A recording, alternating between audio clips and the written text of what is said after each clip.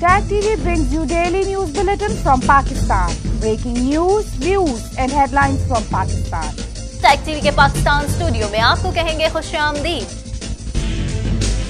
एक चाइना से अभी तक कोरोना केस पाकिस्तान में नहीं आया। किसी जर्नैल से सवाल पूछो तो कौमी सलामती के ऊपर हमला। अब मैंने इनके पीछे जाना है। अपना नालायकी को छुपाना, अपना मुआशी दहशत गर्दी को छुपाना। तो उम्मा के मुहाफिजों ने बहुत सी इन्वेस्टमेंट्स कर रखी है वहाँ। Do not live in a fools paradise. Bushra Khan, सारा तनाकादिर, Kaukab Farooqui, Nargis Zulfikar, Tuba Shakeel, tag TV Pakistan.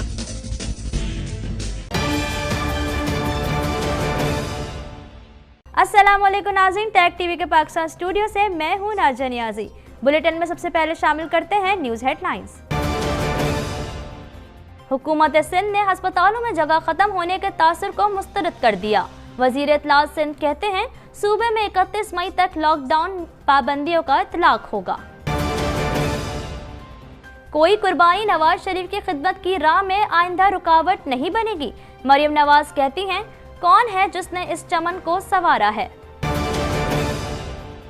Pakistan corona को शिकस्त देने वाले टॉप 20 ममालिक में शामिल। पाकिस्तान में नोवल कोरोना वायरस से मुतासरा अफराद और मरने वालों की शरह आलमी औसत से बहुत कम है। मॉडल उज़्मा खान पर तशद्दुद का मुकदमा दर्ज।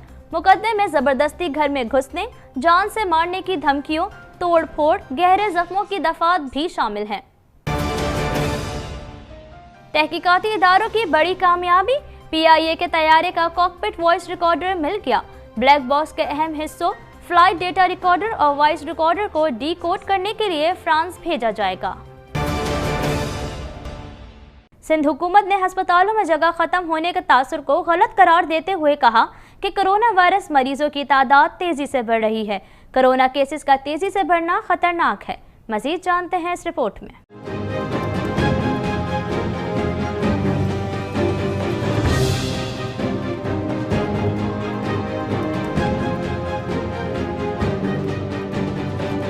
कराची में वजीर इत्तलात सिंध नासिर हुसैन शाह के हमरा प्रेस कॉन्फ्रेंस करते हुए मुर्तज़ा बहाब का कहना था कि सिविल अस्पताल कराची, ओझा कैंपस और लियारी जनरल अस्पताल में गुंजाइश है। जो हमारे पास तफसीलात हैं, अभी भी सिविल हॉस्पिटल कराची में गुंजाइश है, लियारी जनरल हॉस्पिटल में गुंजाइश है, ओझा कैंपस में गुंजाइश है, हमारा जो फील्ड आइसोलेशन सेंटर है एक्सपो सेंटर का उसमें गुंजाइश है। तो ये कहना कि पैक टू कैपेसिटी हो गया है, ये तासुर गलत है।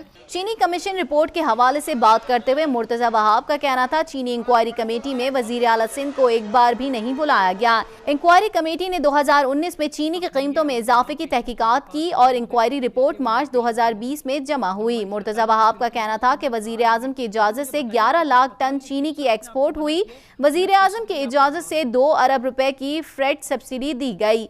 रिपोर्ट बड़ा क्लियरली कह रही है कि कीमतों में इजाफा एक्सपोर्ट की वजह से हुआ है। एक्सपोर्ट का फैसला वफाकी हुकूमत ने किया है, वजीर आजम ने किया है। तो अगर इन सवालात का जवाब उनकी तरफ से आ जाएगा और उसके बाद एक जामे रिपोर्ट आ जाएगी जिसके बाद ड्यू प्रोसेस के बाद कार्रवाई हो, तो मैं समझता हूँ वो एक अच्छी चीज होगी। हम ड्यू प्रोसेस में बिलीव करते हैं, रूल ऑफ लॉ में बिलीव करते हैं। जी, तैयारा हादसे के हवाले से बात करते हुए वजीर इत्तलात सिंध नासिर हुसैन शाह का कहना था कि सिंध असेंबली इजलास के हवाले से पार्लिमानी जमातों के साथ SOPs पर इत्तेफाक हुआ है। चाहते हैं कि तैयारा हादसे की शफाफ तहकीकात हो। ये SOPs इसलिए हैं कि जिस तरह नेशनल असेंबली में भी इन पर अमल हुआ था और यहाँ पे भी, और हमने आपस में इस पे मीटिंग भी हुई है, जो भी हमारे पार्लिमानी लीडर्स हैं और अपोजिशन लीडर्स जो हैं उनके साथ, उसमें कुछ चीज़ें तय हुई हैं, उन्हीं पर अमल किया जाएगा। पाकिस्तान मुस्लिम लीग नून की रहनुमा मरियम नवाज शरीफ ने कहा है कि कोई मुश्किल और कोई कुर्बानी न कभी पहले नवाज शरीफ की खिदमत की राह में रुकावट बनी और ना इंशाअल्लाह आइंदा बनेगी। इस हवाले से मजीद जानते हैं।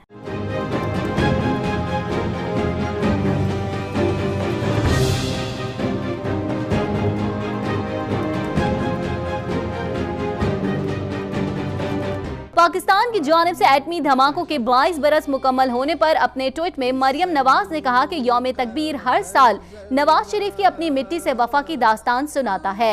वो दास्तान जो वफाओं से शुरू होकर जाली सजाओं पर खत्म होती है, मगर सलाम है नवाज शरीफ पर कि कोई मुश्किल और कोई कुर्बानी ना कभी पहले नवाज शरीफ की खिदमत की राह में रुकावट बनी और ना इंशाअल्लाह आइंदा बनेगी। अपने एक और ट्वीट में मरियम नवाज ने कहा कि पूछो इस धरती की मिट्टी के एक एक जर्रे से, इसके दरियाओं में बहते पानियों के एक एक बूंद से कि कौन है जिसने इस चमन को संवारा है, उसकी सरहदों को और आसमानों को नाकाबिल तस्खीर बनाया है। वो कौन है जो सब कुर्बानियां करके भी अहदे वफा निभा रहा है और निभाता रहेगा। कोरोना वायरस के आलमी वबा के तनाजुर में कमतर शराय अमवात और इस बीमारी को शिकस्त देकर सेहतयाब हो जाने वालों की एक बड़ी तादाद के तनाजुर में दुनिया भर के 210 से ज़ायद ममालिक में पाकिस्तान का 19वां नंबर है। मजीद जानते हैं इस रिपोर्ट में।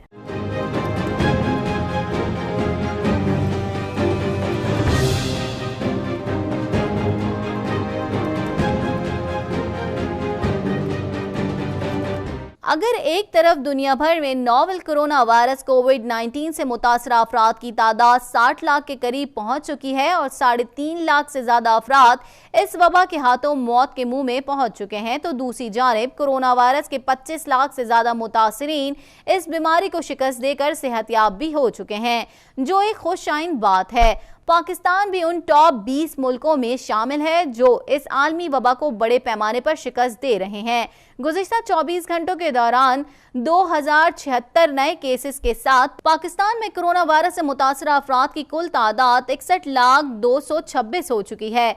अलबत्ता पाकिस्तान में अब तक किए गए 50,08,086 कोरोना टेस्टों के मुकाबले में ये तादाद सिर्फ 12% बनती है।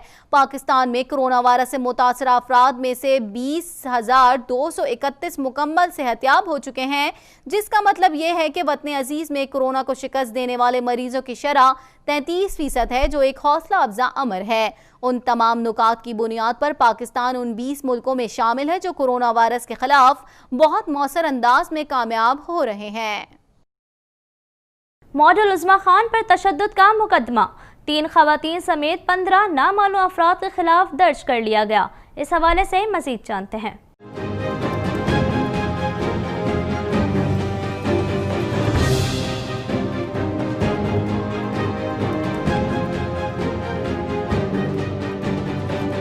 मॉडल उज़्मा खान पर तशद्दुद का मुकदमा 3 खवातीन समेत 15 नामालूम अफराद के खिलाफ दर्ज कर लिया गया। मुकदमा उज़्मा खान की रिपोर्ट पर दर्ज किया गया, जिसके मुताबिक मॉडल ने पुलिस को बताया कि वो 2 बहनें एहतिकाफ से उठी थी। हमलावर घर का दरवाजा तोड़कर दाखिल हुए। हमलावर खातून ने उनकी बहन को सर पर बोतल मारकर जख्मी किया।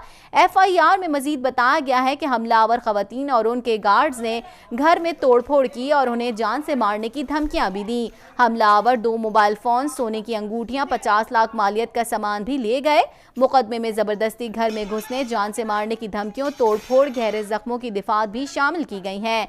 पुलिस के मुताबिक दफा 452 और 337 F2 नाकाबिले जमानत है। दूसरी तरफ सोशल मीडिया पर वायरल होने वाली वीडियो के जवाब में उस्मान मलिक की अहलिया आमना उस्मान ने भी एक वीडियो बयान जारी किया है, जिसमें उनका मौक़िफ़ है कि उन्होंने उज़्मा खान के साथ जो कुछ भी किया वो बिल्कुल ठीक था। ये जो बात हुई है कि मैंने किसी के घर के अंदर बार्ज इन किया है और जिस तरह मैंने रिएक्ट किया है, this was not their house, this was my husband's other house which I followed him to. So basically ये मेरे हस्बैंड का दूसरा घर था जहां पे घुसने का मेरा हर हक है।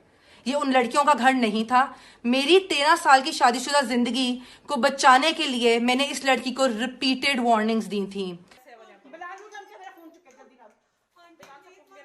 हादसे का शिकार PIA के तैयारे का कॉकपिट वॉइस रिकॉर्डर मिल गया।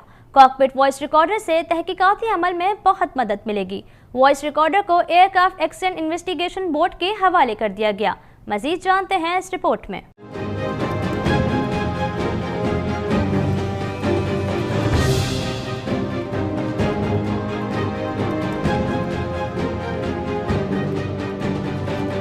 फ्रांस से आई एयरबैग्स कंपनी के माहिरीन की जानिब से PIA तैयारा हादसे की तहकीकात जारी हैं। तीसरे रोज भी 11 रुकनी टीम जाए हादसा पर पहुंची। माहिरीन जदीद तकनीकी आलात की मदद से फ्रांसिक तरीके से तहकीकात कर रहे हैं। माहिरीन ने कॉकपिट वॉइस रिकॉर्डर की तलाश के लिए तहकीकात का दायरा मजीद वसी करते हुए मुल्का इमारतों के अलावा गलियों और रिहायशी आबादी में तकनीकी आलात की मदद ली, जिसमें तहकीकाती इदारों को बड़ी कामयाबी मिली और वॉइस रिकॉर्डर जहाज के मलबे के नीचे से मिल गया। तर्जुमान PIA पीआईए के मुताबिक कॉकपिट वॉइस रिकॉर्डर से तहकीकाती अमल में बहुत मदद मिलेगी। जहाज का ये अहम आला एयरक्राफ्ट एक्सीडेंट इन्वेस्टिगेशन बोर्ड के हवाले कर दिया गया है। पीआईए की टीमें अहम पुर्जे की तलाश में सरगर्म थीं। ब्लैक बॉक्स के अहम हिस्सों, फ्लाइट डाटा, रिकॉर्डर और वॉइस रिकॉर्डर को डीकोड करने के लिए फ्रांस भेजा जाएगा। मजीद खबरें भी बुलेटिन का हिस्सा होंगी, मगर इस ब्रेक के बाद। Subscribe Tag TV YouTube channel and press the notification button.